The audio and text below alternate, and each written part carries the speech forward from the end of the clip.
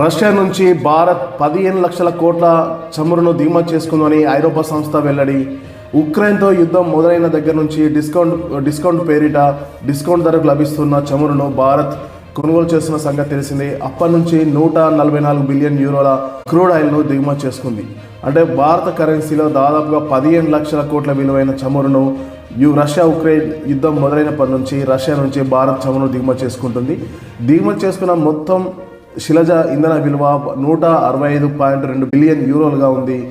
ఈ మేరకు ఐరోపా సంస్థ centre for research and energy and clean air అని వెల్లడించింది.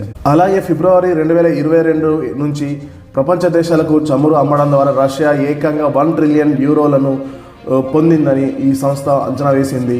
రష్యా రాయితీ చమురులను విక్రయించడం ప్రారంభించడంతో చైనా తర్వాత భారతదేశం అతిపెద్ద దిగుమతిదారిగా మారింది.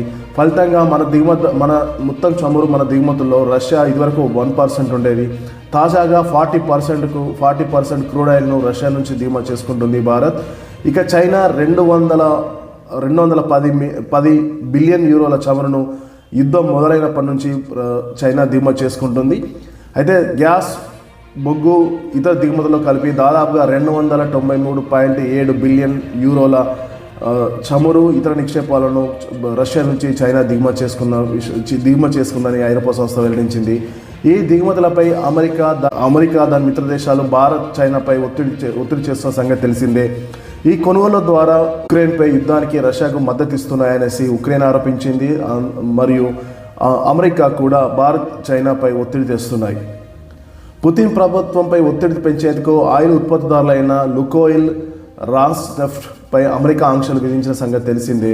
భారత్పై నిందలు మోపిన ఐరోపా మరియు యూరోపియన్ యూనియన్ దేశాలు ఈ 4 ఏళ్లలో రష్యా శిలజ ఇంధనాల దిగుమతులు దాదాపుగా 218.1 బిలియన్ యూరోలో వెచ్చించడం గమనార్హం. ఒకవైపు భారత్, చైనాపై ఒత్తిడి తెస్తూనే అమెరికా, మరోపక్క రష్యా నుంచి అమెరికా క్రూడ్ ఆయిల్ను 218 బిలియన్ యూరోలను దిగుమతి చేసుకోవడం గమనార్హం.